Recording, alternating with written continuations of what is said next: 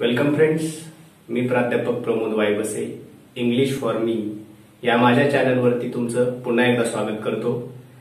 मिळवा व्याकरणवरती प्रभुत्व या व्याकरणच्या सिरीजमध्ये मी आज आपल्यासाठी नाउन्स जे की पार्ट्स ऑफ स्पीच आहेत यांची लेक्चर्स घेऊन आलेलो आहे. याच्या लेक्चरमध्ये आपण नाउन पाहणार आहोत आणि नाउन्समध्ये नाउन्सच्या ज्या काही ऍक्टिव्हिटीज आहेत, ऍक्च्युअल नाउन काय आहे, नाउनचे टाइप्स, देन नाउनचे नंबर्स आणि नाउनचे जेंडर्स या गोष्टी आपण पाहणार आहोत. So first of all we just see here या पार्ट्स ऑफ स्पीचचा उपयोग इंग्लिश ग्रामरमध्ये कशा पद्धतीने होतो आणि त्याची हेल्प आपल्याला इंग्लिश ग्रामर किंवा इंग्लिशचा कुठलाही कंटेंट चांगल्या पद्धतीने समजून घेण्यासाठी कशा पद्धतीने मदत होते. Now let me tell you what do you mean by word. Word means a group of letters. Now see, this is a group of letters. Is it word? No, it's not a word. But this one is word because it is a group of letter which gives us a sense. हा group जो आहे लेटर्सचा तो आपल्याला अर्थ देतो, परंतु हा group of letters जो आहे तो अर्थपूर्ण नाहीये, म्हणून तो ग्रुप वर्ड आहे, वरचा हा ग्रुप वर्ड नाहीये. त्याचप्रमाणे सेंटेन्स, आता आपण सेंटेन्स पाहणार आहोत. Sentence means what do you mean by sentence? A group of words which is arranged in a meaningful order. Now let me tell you, we just see one sentence here. आपण एक sentence बघूया ज्याच्यामध्ये आपल्याला sentence मध्ये प्रत्येक वर्डचं काय function आहे किंवा प्रत्येक वर्डचं काय नेचर आहे, सेंटेन्स मध्ये त्याची काय हेल्प आहे, ज्यामुळे ते सेंटेन्स मिनिंगफुल होतं, ते आपण बघणार आहोत. He is eating a mango. नाव हे सेंटेन्स आपण या ठिकाणी बघतोय. ही हा सब्जेक्ट आहे या वाक्यामध्ये, इज हे हेल्पिंग वर्ब आहे, देन इटिंग हे परत सब्जेक्ट मेन वर्ब आहे तुमचं, आणि अ मँगो हे तुमचं ऑब्जेक्ट आहे. जसं या पद्धतीने ह्या वाक्यातली प्रत्येक शब्दाचं, प्रत्येक वर्डचं एक वेगळं फंक्शन आहे, त्याच्यात त्या प्रत्येकाचं वेगळं इंडिव्हिज्युअल असं कार्य आहे. हे शो करण्यासाठी आपल्याला पार्ट्स ऑफ स्पीच म्हणजे या वाक्याचे जे पार्ट्स आहेत आणि याचे पर्टिक्युलर काय फंक्शन्स आहेत हे बघणं गरजेचं आहे. Now this is a subject and either this subject, आणखी तो एक गोष्ट आहे ते म्हणजे प्रोनाउन. हे एक प्रोनाउन आहे आणि हेच पार्ट्स ऑफ स्पीच आपण या ठिकाणी लर्न करणार आहोत. तर याच्यामध्ये इंग्लिशमध्ये 8 टाईपचे पार्ट्स ऑफ स्पीच आहेत. या 8 टाईपच्या पार्ट्स ऑफ स्पीच मधलं पहिलं जे आहे नाउन, ते आपण आज या ठिकाणी पाहणार आहोत. नाउनच्या या पार्ट्स ऑफ स्पीच मध्ये आपण नाउन्स मध्ये काय काय पाहणार आहोत. Now let us see nouns. हे पार्ट्स ऑफ स्पीच आहे. याच्यामध्ये साधारणपणे पहिल्यांदा आपण टाइप्स ऑफ नाउन्स पाहू.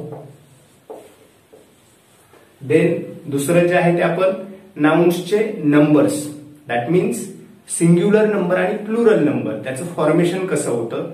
आणि तिसरी केस आहे याच्यामध्ये नाउन्सशी रिलेटेड जी अत्यंत महत्वाची आहे ती आपण पाहणार आहोत. ती म्हणजे नाउन्सचे जेंडर, म्हणजे नामाचे लिंग विचार, नामाचे वचन, एक वचन, अनेक वचन, आणि first of all types of nouns. त्यापूर्वी आपण नाउन्स मीन्स काय हे पाहणार आहोत. Nouns means any name for any place, any person, anything, or you can say any characteristics or emotions, that is called as noun. नाम म्हणजे पदार्थ, वस्तू, व्यक्ती यांच्या दिलेल्या नावाला नाउन असं म्हटलं जातं. त्या पद्धतीने नाउनचे आपण टाइप्स बघणार आहोत. या ठिकाणी पहिला टाइप्स आहे नाउनचा, तो म्हणजे प्रॉपर नाउन. Proper noun. आता तो प्रॉपर नाउन जसं ऑलरेडी मी सांगितलं की पदार्थ, व्यक्ती, वस्तू ज्यांना प्रॉपर नाउन दिलेले, फॉर एक्झाम्पल प्लेस आहे पुणे, हे एक प्रॉपर नाउन आहे. देन शिवाजी, हे एक प्रॉपर नाउन आहे. अशा पद्धतीची proper nouns means a given name or identified name you can say. Then सेकंडचा जो टाइप आहे नाउनचा तो आहे कॉमन नाउन. आता common means you get idea from this particular word. Common means common. It means we just see the example teacher, teacher, then doctor, then student. All these are the common nouns because these are used in a common in nature. That is why म्हणून ही सर्व नावं जी आहेत, therefore these nouns are called as common nouns. Now third noun type आहे तो आपण बघणार आहोत, तो म्हणजे material noun. Material noun means actually a product use होताना किंवा तयार होत असताना त्याच्या आधी कुठल्याही प्रकारची मटेरियल्स यूज केली जातात आणि त्या मटेरियल्सना मटेरियल नाउन असं म्हटलं जातं. For example sugar, then rice, then wheat, so on and so forth. Wood, sand, stone, bricks, all these are the material type of nouns, and that is why this noun is called as material noun. Then fourth one, that is your collective noun. Collective noun means as a word we get idea from this word, we get a meaning from collective means a collections, or you can say a cluster, a group, and that particular thing shows as a collective nouns. Then we have example, army of soldiers,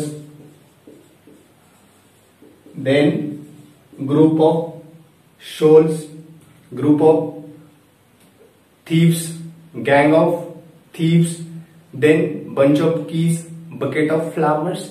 All these are the collective types of nouns. Then last one, that is abstract noun. Abstract noun means we'll just see. It is a quality, it is an emotion, and it is a characteristics, or you can say it is an objective also. So that kind of thing. That means, let me give you example. Happy, then honesty, then brave, bravery, braveness. All these are the love. All these are the abstract type of nouns. We just read it, we just observe it, but we can't touch it or we can't see it, and that is all about known as abstract noun. Now see, all these are the types of nouns. So just keep remember all the types of nouns. It is very important ahead for your all grammar activities. पुढच्या ग्रामरच्या अनेक activities, sentences असतील, tense असेल, change the voice असेल, तेव्हा तुम्हाला याची अत्यंत गरज पडणार आहे. त्यामुळे keep remember. Then will just go ahead. पुढचा जो पार्ट आहे नाउनशी रिलेटेड. आपण नाउन आतापर्यंत लर्न करत असताना एक प्रॉपर नाउन मीन्स व्हॉट हे बघितलेलं आहे, but now it is something different. So हे लक्षात ठेवा. या ठिकाणी आपण नाउनचा पुढचा पार्ट आहे तो म्हणजे numbers. Nouns number, nouns number. Now it means what? There is a two types of nouns, countable and uncountable. Uncountable noun and countable noun. Now see these two types. Why these are forgetted by like that? हे का अशा पद्धतीने forget केलेले? तर now let us see.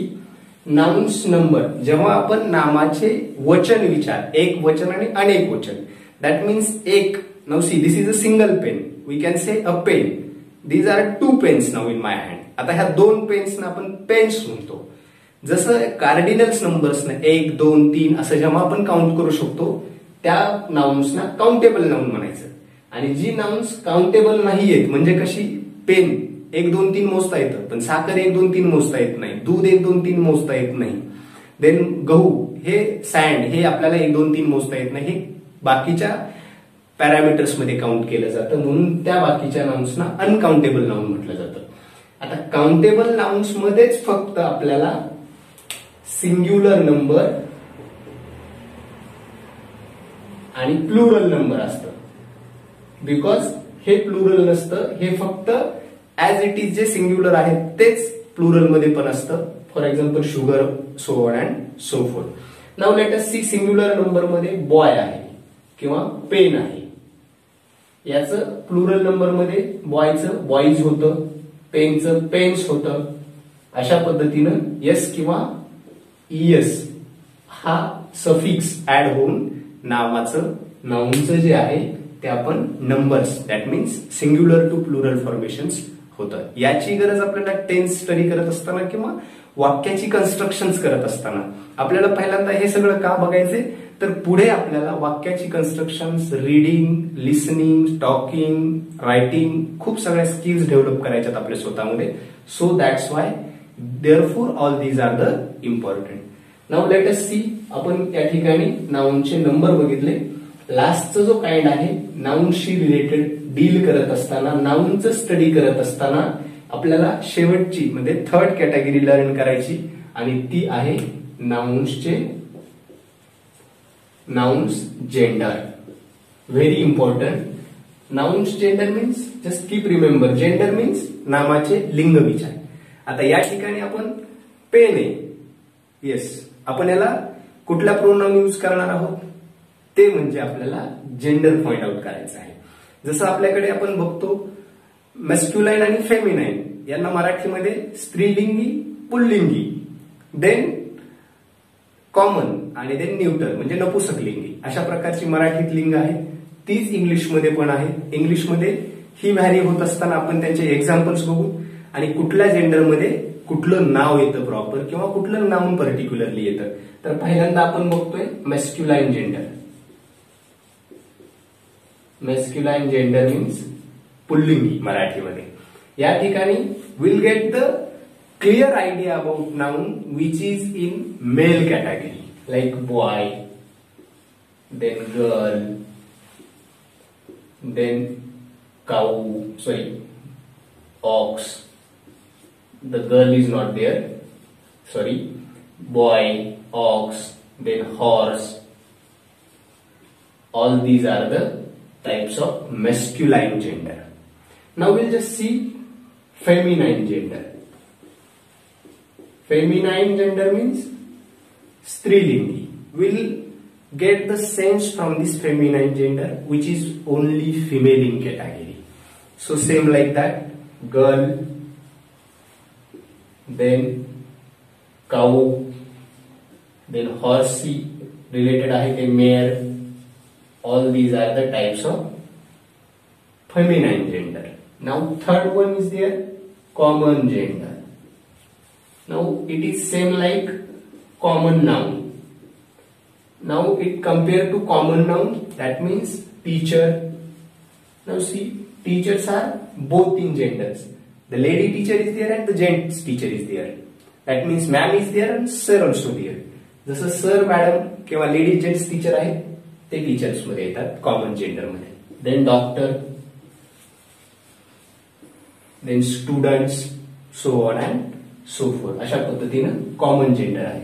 आणि last जे आहे चौथं ते neuter gender. Neuter gender means it is your मराठीमध्ये नपुसकलिंगी, ज्याच्यामध्ये ज्या निर्जीव वस्तू असतात जसं की झाड पण आहे त्याच्यामध्ये, पेन आहे, बेंचेस आहेत, बोर्ड आहे, फॅन आहे. ह्या गोष्टींना जेव्हा तुम्ही डिनॉमिनेट करता तर त्यांचं डिनोटेशन्स करत असताना न्यूटर जेंडर मध्ये होतं आणि त्यांच्या पुढे प्रोनाउन जे यूज होणार आहे तुमच्याकडून ते इट प्रोनाउन यूज होतं. फॉर एक्झाम्पल इथे काय आहे, pen, pencil, then fan, bench वगैरे वगैरे. Now see, this is something different about nouns. Now first we understand types of nouns, then second we understand nouns numbers, and then third we understand all about nouns genders. So keep remember all this. We'll see in the next subsequent lecture. This is related second parts of speech, that is pronoun. हे जर lecture तुम्हाला आवडलं असेल तर पुढच्या येणाऱ्या लेक्चरच्या notification साठी आपल्या लेक्चरला लाईक करा, शेअर करा आणि सबस्क्राईब करायला विसरू नका. तेव्हा पुन्हा भेटूया पुढच्या लेक्चरमध्ये. धन्यवाद.